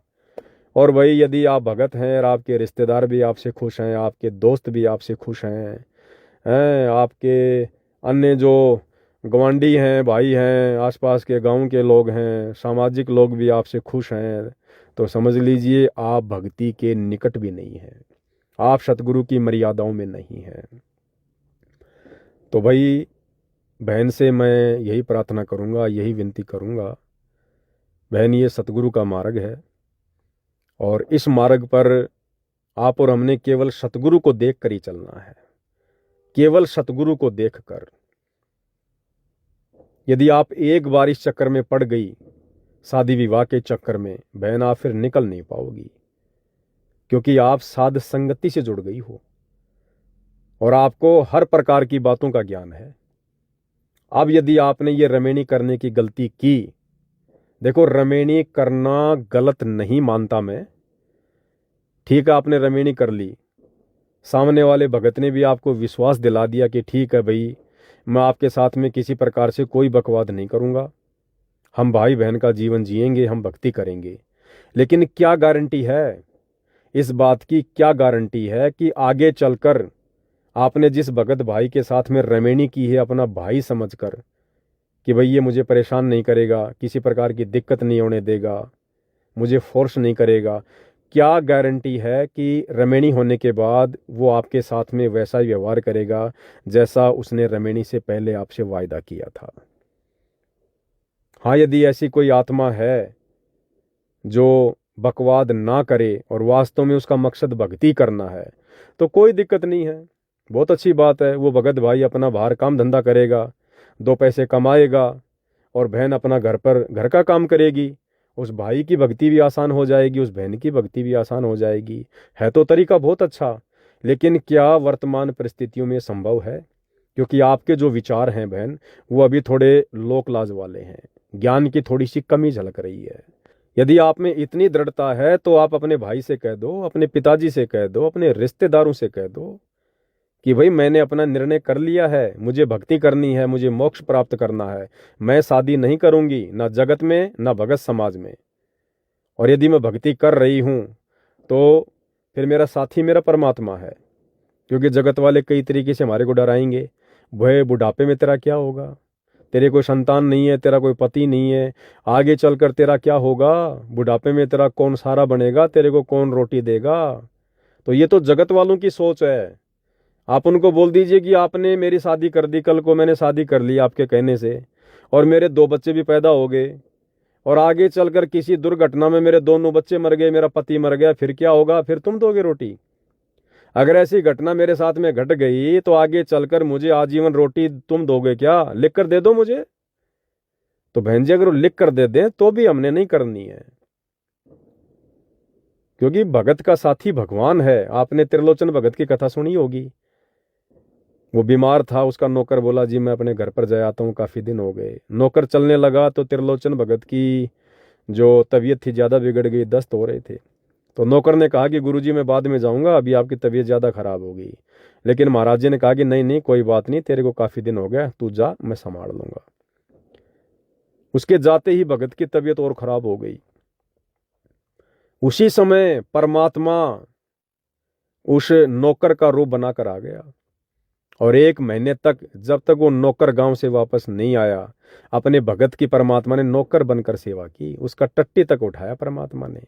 कभी कभार वो त्रिलोचन जो परमात्मा नौकर बने हुए थे उसको अपना ही नौकर समझकर, वो भगत समझकर, त्रिलोचन कभी कभार उसको डांट भी मार दिया करता था कि भाई तू ढंग से सेवा क्यों नहीं करता। परमात्मा किसी बात का बुरा नहीं माने। और जिस दिन वो नौकर आया उससे आधा घंटे पहले परमात्मा वहां से अंतर्ध्यान हो गए। तो ये बातें तो इस भक्ति मार्ग पर हमने सोचनी नहीं है बहन। इस भक्ति मार्ग में सतगुरु रामपाल जी के हजारों की संख्या में ऐसे फॉलोवर हैं, ऐसी शादीशुदा दंपत्तियां हैं जिनके संतान नहीं है, ना बेटा है ना बेटी है। तो बूढ़ा तो कल को उनको भी होना है, तो क्या वो भी अपने मन में ये शंका पाल के बैठ जाएं कि भाई संतान तो हमारे है ही नहीं, कल को हम भी बूढ़े हो जाएंगे, फिर बुढ़ापे में हमारी सेवा कौन करेगा, हमारे को कौन रोटी बना के देगा, कौन हमारे कपड़े धोएगा। तो ये तो व्यर्थ की काल प्रेरणा है, व्यर्थ की काल प्रेरणा। अरे सतगुरु उसी को कहते हैं कि सतगुरु जो चावे सो कर ही भरम पड़ो मत कोई, सेऊ दड़ पर शीश चढ़ाया पाछे करी रसोई। आने वाले समय में पृथ्वी का माहौल क्या होने वाला आपको पता है ना। ऐसे ऐसे भगत होंगे, ऐसी ऐसी बहनें होंगी जो सतगुरु से हाथ जोड़ जोड़ के विनती करेंगी कि हे गुरुदेव, उस बहन की सेवा मुझे दे दो, उस भाई की सेवा मुझे दे दो, उस दंपत्ति की सेवा मुझे दे दो जिनके कोई संतान नहीं है, जो वृद्ध हो चुके हैं। हम अपने माता पिता से भी श्रेष्ठ मान के उनकी सेवा करेंगे। ऐसी दया, ऐसे परोपकार की भावना आने वाले समय में आत्माओं के हृदय में सतगुरु ठोक ठोक के भर देगा, ठोक ठोक के। खुद के सगे बेटा बेटी भी माता पिता की वो सेवा नहीं कर पाते जो सेवा परमात्मा अपने भक्तों के माध्यम से उन आत्माओं की करवा देगा जिनके आज कोई संतान नहीं है। ये तो बहुत आगे की बात है, हमने तो विचार भी नहीं करना चाहिए इन बातों के ऊपर, विचार भी। ये परमात्मा है, समर्थ है, ना जाने क्या से क्या कर दे। तो बहन देखो, अब ये आपका अपना फैसला है, आपने शादी या रमेणी करनी है या नहीं करनी है, किसके साथ करनी है, कहाँ करनी है, ये आपका अपना फैसला है। मैंने आपको जो भी बातें बताई हैं पूज्य गुरुदेव भगवान के ज्ञान आधार से बताई है। निष्कर्ष यही है, यदि आपको साथ संगति से जुड़कर ये ज्ञान समझ में आ गया है और यदि आपका लक्ष्य केवल अपनी आत्मा का मोक्ष करवाना है, तो बहन जी ये शादी विवाह वाली बकवाद इस मार्ग में नहीं चलेगी। शादी विवाह वाली बकवाद का मतलब है भले आप रमेणी कर लो, भले शादी कर लो, मैं उसके विरोध में नहीं हूं, लेकिन रमेणी या शादी करने के बाद और इस समय साथ संगति से जुड़ने के बाद यदि फिर आप लोगों ने एक दूसरे को पति पत्नी की नज़र से देखा, मन में कोई दोष प्रकट हुआ या गलती से आप लोगों ने शारीरिक संबंध बना लिए, तो बहन फिर मामला बिगड़ जाएगा, फिर मौका नहीं है। देखो जो भाई बहन अभी सतलोक आश्रमों से जुड़े हैं, साथ संगति का उनको ज्ञान नहीं है, वो जुड़ नहीं पा रहे हैं, वो भले लाख गलतियां कर दें, जब तक वो साथ संगति से नहीं जुड़ते हैं उनकी गलतियां परमात्मा माफ करेगा। लेकिन साथ संगति से जुड़ने के बाद, हर एक बात का पता लगने के बाद, इस ट्रेनिंग सेंटर में आने के बाद यदि फिर हम ये गलतियां करेंगे बहन जी, फिर हम मोक्ष की उम्मीद कतई ना करें। फिर चाहे जी भर के बकवाद कर लो, कोई दिक्कत नहीं है, परमात्मा आगे और जन्म दे देगा, फिर आगे और बकवाद करते रहना, वो आपकी अपनी मौज। बाकी आप ये सोचकर, आपके मन में अगर कहीं ये शंका है कि भाई आगे चलकर मेरी अकेली का क्या होगा, मैं अकेली क्या करूंगी, मेरा जीवन गुजर बसर कैसे होगा, तो ये भी ज्ञान की कमी है बहन जी। अरे राबिया की कथा सुनी होगी आपने। राबिया शादी नहीं करना चाह रही थी, लेकिन राबिया के माता पिता ने ज्यादा दबाव डाल दिया। जैसे आपके माता पिता आपके ऊपर दबाव डाल रहे हैं ना कि हमने समाज में रहना है, लोग क्या कहेंगे, ऐसे ही राबिया के माता पिता ने राबिया के ऊपर दबाव डाला था, हम समाज में रह रहे हैं, कल को क्या मुंह दिखाएंगे, रिश्तेदार क्या कहेंगे, अगर तू शादी नहीं करेगी तो हम दोनों जहर खाकर आत्महत्या कर लेंगे। तो राबिया ने माता पिता के दबाव में आकर शादी करना तो स्वीकार कर लिया था, शादी करना तो स्वीकार उसने कर लिया था। लेकिन बहन जी वो समय कुछ और था। राबिया जिस समय धरती पर थी उस समय बहन जी ये मोक्ष मार्ग नहीं था। उस समय राबिया को इतना ज्ञान नहीं था, हालांकि उसको परमात्मा मिल गए थे संत रूप में, दरवेश रूप में, जिंदा महात्मा के रूप में, ज्ञान भी समझा दिया था, लेकिन बहन जी वो मोक्ष मार्ग नहीं था। राबिया आप और हमारी तरह 24 घंटे मोबाइल में सत्संग नहीं सुना करती थी, उस समय सुविधा नहीं थी। लेकिन फिर भी उस लड़की ने बहुत हिम्मत की, लेकिन लास्ट में माता पिता ने ज्यादा दबाव दे दिया, तो लड़की ने सोचा कि इनकी आत्महत्या का पाप मुझे लगेगा। ये सोचकर उसने माता पिता को हाँ कर दी कि ठीक है मैं शादी कर लूंगी। लेकिन आज राबिया वाला समय थोड़ी है, आज तो सतगुरु ने ठोक ठोक के तत्व ज्ञान दे दिया, भक्ति मार्ग खोल के रख दिया, गुण अवगुण सब कुछ बता दिए, हम कहाँ मार खा सकते हैं, कहाँ काल हमें डिगा सकता है, हमने क्या क्या सावधानियां बरतनी है। आज परमात्मा ने मूल ज्ञान देने में, सार ज्ञान देने में कोई कमी नहीं छोड़ी है। आज हम राबिया जैसी गलती नहीं कर सकते कि माता पिता के दबाव में आ जाएंगे, समाज के दबाव में आ जाएंगे। और राबिया ने शादी कर ली। शादी करने के बाद अपने पति को कह दिया कि मैं आपके साथ में पति पत्नी संबंध में नहीं आ सकती, अगर आप मेरे साथ जबरदस्ती करोगे तो मैं अपनी आत्महत्या कर लूंगी। तो राबिया ने भी शारीरिक संबंध नहीं बनाए, तो राबिया को कोई संतान भी उत्पन्न नहीं हुई। लेकिन क्या राबिया के मन में कभी ये विचार आए कि भाई एक दिन मेरा पति भी मर जाएगा, ये भी बूढ़ा हो जाएगा, फिर मेरी बुढ़ापे में कौन सेवा करेगा, मेरे तो बच्चे हैं ही नहीं। लेकिन राबिया के मन में ये कभी नहीं आया। और क्या राबिया को परमात्मा ने कभी बच्चों की कमी महसूस होने दी, कभी किसी सहारे की कमी महसूस होने दी? जबकि उसने तो ससुराल जाने के बाद भक्ति भी छोड़ दी थी। जो थोड़ी बहुत भक्ति परमात्मा ने उसको दी थी, बीच बीच के 5 मंत्र दिए थे, राबिया ने तो वो मंत्र करना भी छोड़ दिए थे। फिर बाकी जो मुसलमान धर्म के काजी मुल्ला थे उनके संपर्क में आ गई, तो फिर वो मुसलमान धर्म की जो परंपरागत साधना थी वही राबिया करने लग गई थी। उसके बावजूद भी सतगुरु ने फिर उसको संभाला कि नहीं संभाला? मरने के बाद भी संसार में उसका नाम कर दिया सतगुरु ने। मक्का उठ के आ गया उसके लिए जब वो हज करने जा रही थी। तो बहन जी ऐसा ही उन आत्माओं के साथ में होगा जिन आत्माओं का वर्तमान में सतगुरु रामपाल जी के यथार्थ 13वें कबीर पंथ से जुड़कर लक्ष्य केवल मोक्ष प्राप्ति का होगा। और यदि वो आत्माएं शादी विवाह नहीं करती हैं, वो आत्मा यदि शादी विवाह नहीं करती हैं, तो अंत में परमात्मा उन आत्माओं को भी किसी सहारे के मोहताज नहीं रहने देगा। अपनी आत्मा के लिए परमात्मा ना जाने क्या से क्या कर देगा। अरे विचार करो बहन जी, सतगुरु हमें भक्ति क्यों दे रहे हैं, क्यों करवा रहे हैं, ज्ञान क्यों दे रहे हैं? ताकि हम संस्कारों से पीछे हटें। हमने जबरदस्ती के संस्कार बढ़ा रखे हैं, तो संस्कारों को सतगुरु घटाना चाहता है। अब आप रमेणी करोगी और रमेणी करते ही आपका संस्कार एक नई आत्मा के साथ में जुड़ गया। आप जिस भी भगत के साथ में शादी करोगी वो सांसारिक दिखावे में आपका क्या हो गया? पति हो गया, यानी आपका उसके साथ में एक रिश्ता जुड़ गया। तो बताओ बहन जी, आप संस्कार घटा रही हो या संस्कारों को बढ़ा रही हो? आपने रमेणी कर ली, उसके बाद आपके संतान हो गई, संतान होते ही आप संस्कार घटा रही हो या बढ़ा रही हो? आपको नए सास ससुर मिलेंगे, बताओ, ससुराल में जाकर आप संस्कार घटा रही हो या आप जी बढ़ा रही हो? 20 प्रकार के आपके रिश्तेदार बन जाएंगे रमेणी होते ही, ऑटोमेटिक। जिस प्रकार बच्चा घर में जन्म लेता है, जन्म लेते ऑटोमेटिक उसके 20 रिश्तेदार हो जाते हैं। कोई मामा हो जाता है, कोई फूफा हो जाता है, कोई ताऊ हो जाता है, सगा। ऐसे ही जब आप रमेणी करोगी, आपके कितने रिश्तेदार जुड़ जाएंगे ऑटोमेटिक। आपके पति, आपके सास ससुर, आपके देवर, आपकी देवरानी, आपके जेठ, आपके जेठानी हैं, और आपके दुनिया भर के रिश्तेदार ऑटोमेटिक वो आपके सगे हो जाएंगे। ये मेरी सगी भाभी, ये मेरी सगी बहू, ये मेरी सगी फलाना। अरे हम संस्कारों को ये भक्ति करके घटाएंगे या बढ़ाएंगे? आप कितने संस्कार जोड़ लोगे आप?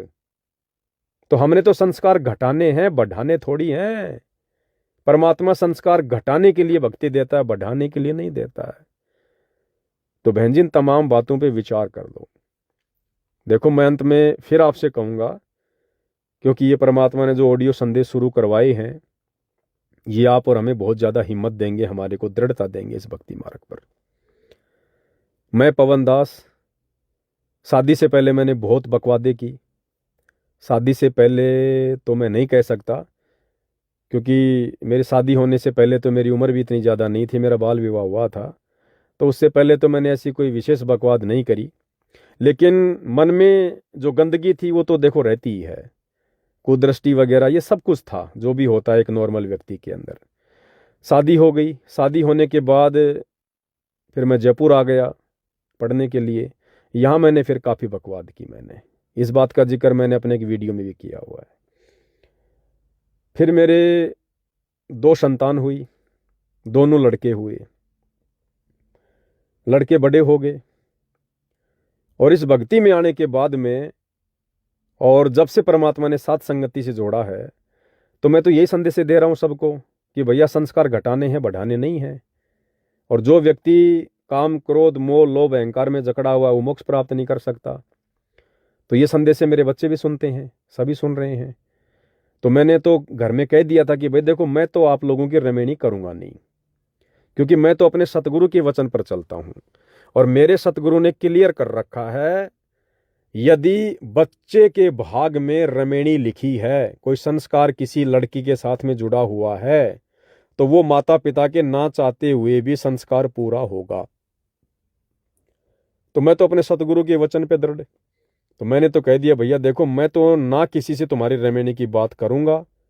अन्यथा बहुत सारे भक्तों की इच्छा थी कि भाई पवन भगत जी के घर में हम अपनी बेटी को दे दें। बड़ा अच्छा परिवार है, संस्कारी परिवार है, सब लोग भक्ति करते हैं, सारे भक्ति से जुड़े हुए हैं।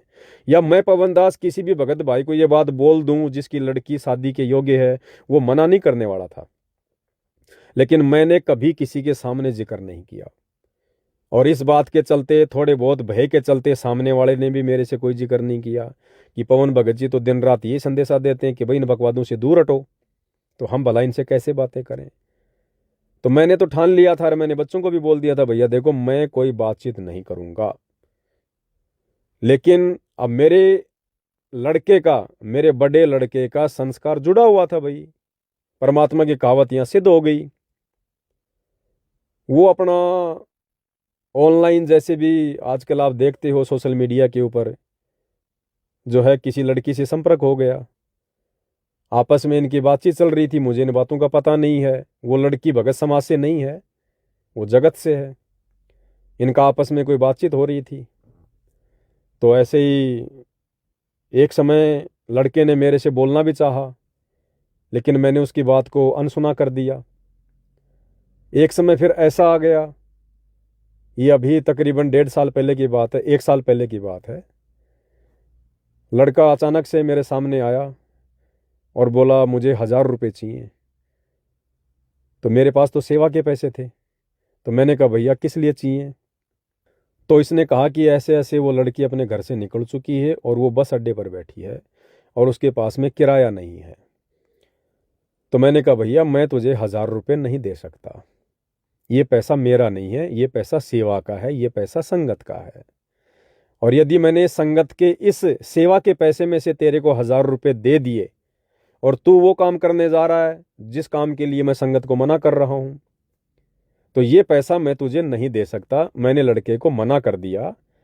मैंने कहा भाई तू कहीं और से अपना इंतज़ाम कर ले। एक आध भगत का मैंने उसको नाम बता दिया कि आप उस भगत से ले सकते हो। तो लड़के ने उस भगत को फ़ोन किया, उससे पैसे लिए, वो पैसे उस लड़की को भेजे। वो लड़की सुबह जयपुर आ गई। जयपुर आ गई तो उसके बाद वो लड़की को लेकर आ गया, घर पर ले आया। अब भाई हम भी कुछ ज़बरदस्ती नहीं कर सकते, क्योंकि लड़का भी समझदार है, लड़के भी बालिग, वो भी बालिग, कानूनन दृष्टि से दोनों अपना फैसला ले सकते हैं, कोई बात नहीं है। घर पर लड़की आ गई, मैं भी घर पर गया, बातचीत हुई, दोनों को बैठ के मैंने तो वही बातें समझाई कि भाई अगर घर छोड़ के आई है तो पहले तो ये बता तू आई किस आधार से है, तेरे माता पिता को बता के आई है या नहीं आई है। अगर नहीं बताई तो भाई हम उसको सूचना देंगे, कल को वो कोई मुकदमा करेंगे, कहीं ढूंढने का प्रयास करेंगे, तो फिर हम भी उसमें दोषी बनेंगे। तो उसने कहा कि मैं सर्वसहमति से आई हूँ, माता पिता मेरी शादी कहीं और करना चाह रहे थे, मुझे वो पसंद नहीं था, मेरा यहाँ इस लड़के से बातचीत हो रही थी, मैंने घर वालों को साफ साफ मना कर दिया। तो घर वालों ने मुझे कहा कि भाई फिर तू इस घर में नहीं रह सकती, तू उसी के पास जा। तो फिर मैं घर वालों से सब बातचीत करके फिर मैं यहाँ आई हूँ।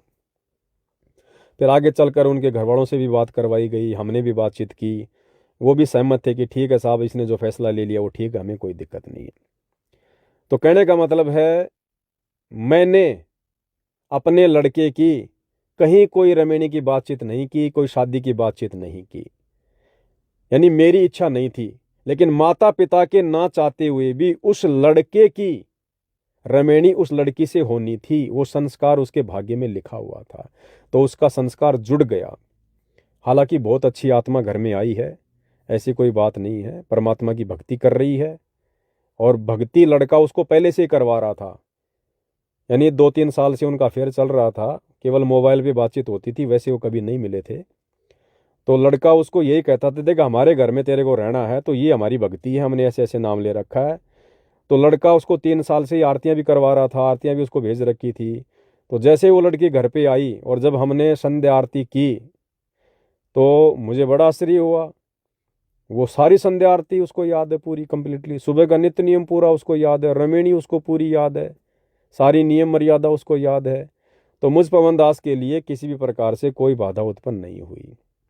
तो कहने का मतलब ये है भाई और बहनों, देखो मेरी कोई इच्छा नहीं थी, लेकिन उसका संस्कार भगवान ने जोड़ रखा था, तो मुझ पवन दास के ना चाहते हुए भी वो संस्कार जुड़ गया। तो बहन, यदि आपका संस्कार परमात्मा ने कहीं जोड़ रखा है तो आप टेंशन मत करो, आप चिंता मत करो, आप किसी भगत भाई से, अपने गुरु भाई से अपनी रमेणी की बातें करके मर्यादा मत तोड़ो, अपने कर्म खराब मत करो। अगर भगवान ने आपका संस्कार जोड़ रखा है तो समय आने पर ऑटोमेटिक आपकी रमेणी हो जाएगी, सारे काम सेट हो जाएंगे, आप अपनी तरफ से कोशिश ना करो। बाकी देखो आपके अपने संस्कार, परमात्मा की मर्जी, दास इसमें ज़्यादा कुछ नहीं कह सकता। दास ने वही विचार आपको बताए हैं, आपके सामने रखे हैं, जो गुरुदेव की शिक्षाओं में है, जो गुरुदेव की मर्यादाओं में है। बाकी भाई मोक्ष प्राप्त करना है, वास्तव में अपना आत्म कल्याण करवाना है, काल के बंधन से छूटना है, तो सतगुरु कभी भी सीधे सीधे शब्दों में नहीं कहेगा कि इस पंथ में रमेणी मत करो। अगर सतगुरु ने यह नियम लागू कर दिया जो कि सर्वप्रथम लागू करने योग्य है, अगर सतगुरु ने यह नियम लागू कर दिया होता तो हम तुच्छ बुद्धि जीव कभी भी सतगुरु की भक्ति को स्वीकार नहीं करता कि ये नया बाबा आ गया, ये तो कह रहा कि बच्चों की शादी भी मत करो, शादी विवाह मत करो, बच्चे पैदा मत करो। तो भैया सतगुरु ने क्या करना है क्या नहीं करना है, अपने सत्संगों में सारी बातें उन्होंने वाणियों के माध्यम से बिल्कुल लिखी हुई हैं, बता रखा है, केवल हमने समझने की देर है। अरे असंख्यों युग बीत गए हमारे को ये बकवाद करते हुए, बच्चे पैदा करते हुए। परमात्मा कहते हैं ये आवन जान बखेड़ा, यहाँ कौन बसावे खेड़ा। अरे हमारे नाम के ना जाने गांव के गांव बसे हुए हैं, शहर के शहर बसे हुए हैं हमारे नाम के। जिन जन्मों में हमने शादियां कर करके बच्चे पैदा कर करके हमने जो काल का भोजन तैयार किया था, आज हमें याद भी नहीं है, और हमारे नाम के गांव बस रहे हैं, शहर के शहर बस रहे हैं। क्या कर लिया हमने वो बच्चे पैदा करके? मरने के बाद हम गधे बने, हम कुत्ते बने, शुअर बने। क्या वो उन बच्चों ने हमें बचाया? किसी जन्म में हम सेठ थे, हम राजा थे, हमने कितनी शादियां की, कितने हमने बच्चे पैदा किए। अगला जन्म हमारे को ऐसे गरीब के घर में मिल गया, हमारे ऊपर जन्म लेते ही जो है माता पिता का कर्जा हमारे सिर पर आ गया। क्या वो पिछले जन्म वाले बेटा बेटी क्या हमारा कर्जा उतारने आए? पता भी नहीं। तो भाई और बहनों, ये झगड़े, ये लफड़े हमने असंख्य युगों से असंख्य बार किए। इनका रिटर्न क्या मिला? हमें इनका हमें इनका प्रतिफल क्या मिला? हमें इसका फायदा क्या मिला? वो चीज देखो। तो ये जो जन्म है, ये जन्म तो हमने अपने आप को जीवित मारना पड़ेगा, जीवित मारना पड़ेगा, हमने जीवित मरना पड़ेगा हमने। जैसे गुरुदेव भगवान कहते हैं ना कि कोटि शीश तूने दे दिए यमराजा की फेट, कि हे नादान प्राणी, तूने करोड़ों मनुष्य जन्म बर्बाद कर दिए इस काल के चक्कर में पड़कर, इसकी बकवादों में पड़कर। कोटि शीश तूने दे दिए यमराजा की फेट, एक शीश देकर देख ले सतगुरु अपने की भेंट। गुरुदेव कहते हैं एक शीश तू प्यार प्रेम से, स्वयं की इच्छा से, इस ज्ञान को समझकर अपने सतगुरु के चरणों में भेंट कर दे। शीश भेंट करने का मतलब है मर जा, जीवित मर जा, आशा तृष्णा खंड कर दे इस ज्ञान को आधार बनाकर कि असंख्य जन्म मैंने इस काल के लोक में बर्बाद कर दिए, ये ब्याह शादी करके, ये बकवाद करके, राजनीतियां करके मुझे क्या मिला सिवाय लक 84 के, नरक भोगने के। और एक शीश यदि मैं आज अपने सतगुरु को दे दूंगा, यानी उनकी शिक्षाओं पर चलते हुए जीवित ही मर जाऊंगा, तो मेरा एक ही जन्म में सतगुरु उद्धार कर देगा, मेरा मोक्ष कर देगा। और वैसे भी भाई और बहनों, ना तो किसी शास्त्र में लिखा हुआ, ना ये विज्ञान कह रही कि यदि आप शादी नहीं करोगे, आप स्त्री के साथ बकवाद नहीं करोगे, सेक्स नहीं करोगे, तो आप मर जाओगे या आपके शरीर में फोड़े पड़ जाएंगे। कहीं लिखा हुआ है क्या? साइंस तो उल्टा ये कहती है, यदि आप अपने पुरुषार्थ को बचा के रखोगे, आप अपने शुक्राणुओं को यदि आप जी बचा के रखोगे, आप तो लंबा लंबा जीवन जियोगे, तंदुरुस्त तो आपका शरीर होगा, मस्तिष्क आपका मजबूत होगा, अच्छे विचार आएंगे आपके अंदर, शरीर में रोग नहीं होगा। विज्ञान तो ये कहती है। और वैसे भी भाइयों और बहनों, असंख्य जन्म मिले हमें, असंख्य जन्मों में हमने हर प्रकार के जन्म पाए हैं। हमने जो है नपुंसक के भी हमने जन्म प्राप्त किए हैं, हमने किन्नर के भी हमने जन्म प्राप्त किए हैं। बताओ उस समय फिर क्या हुआ होगा? तो ये सोच लो, ये जन्म भी हमारा किन्नर का ही है। इस भक्ति मार्ग में आने के बाद पहले चाहे हमने कितनी बकवाद कर लियो, ये जन्म भी सोच लो हम हिजड़े हैं, हिजड़े, हम किन्नर हैं, हम किन्नर। ये सोचकर ही सतगुरु के चरणों में पड़े रहो, इस मन की बकवादों से दूर बने रहो। बाकी भाई बकवाद करने वाला ना आज से पहले कभी पार हुआ, ना आगे कोई पार होगा, ये सतगुरु ने बिल्कुल क्लियर कर दिया। क्योंकि काल ने यही बकवाद करनी चाहिए थी, की भी नहीं थी, ये बकवाद करनी चाहिए थी। और इस बकवाद को करने की जब उसके मन में आई, उसने प्रयास किया, तो सतगुरु ने सतलोक से धक्के देकर निकाल दिया।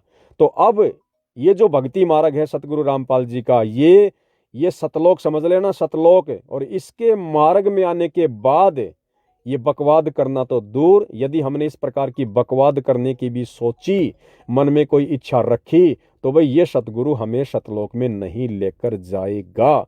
इस बात को सतगुरु कहते हैं, कहीं अपने दिमाग में कहीं जो है पल्ले गांठ लगा ले, ये परम सत्य है। तो भाइयों और बहनों, परमात्मा जी के आशीर्वाद से ज़्यादा कुछ कहूँगा तो संदेश लंबा हो जाएगा।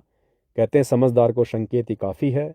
हो सकता है बहन को बात समझ में आ गई होगी, या बहन जैसी सोच यदि वर्तमान में अन्य भगत भाई बहन भी रखते होंगे, तो उम्मीद करूँगा उनकी शंकाओं का भी समाधान हो गया होगा। तो आज के संदेश में केवल इतना ही। आगे यदि किसी भगत भाई की कोई शंका है तो निसंकोच मुझ पवन दास को इसी फेसबुक पेज 90 डिग्री के माध्यम से मैंने आपको जो मेरे मोबाइल नंबर दिए हैं व्हाट्सएप के 8769548494, आप अपनी कोई भी शंका निसंकोच होकर भेज सकते हैं। किसी भी प्रकार की शंका हो, गुरुदेव भगवान के आशीर्वाद से जितनी मेरे को सद्बुद्धि प्राप्त है, अवश्य मैं आपको उसका जवाब देने का पूरा मैं प्रयास करूँगा। और उम्मीद करूँगा आप इन बातों को हल्के में ना लेकर सतगुरु के ज्ञान आधारित वचनों से मेल करके आप अपने जीवन में लागू करोगे, ताकि हमारी भक्ति बने और सतगुरु हमसे प्रसन्न हो और हमारा इसी जन्म में आत्म कल्याण हो। बंदी छोड़ सतगुरु रामपाल जी परमेश्वर जी की जय हो।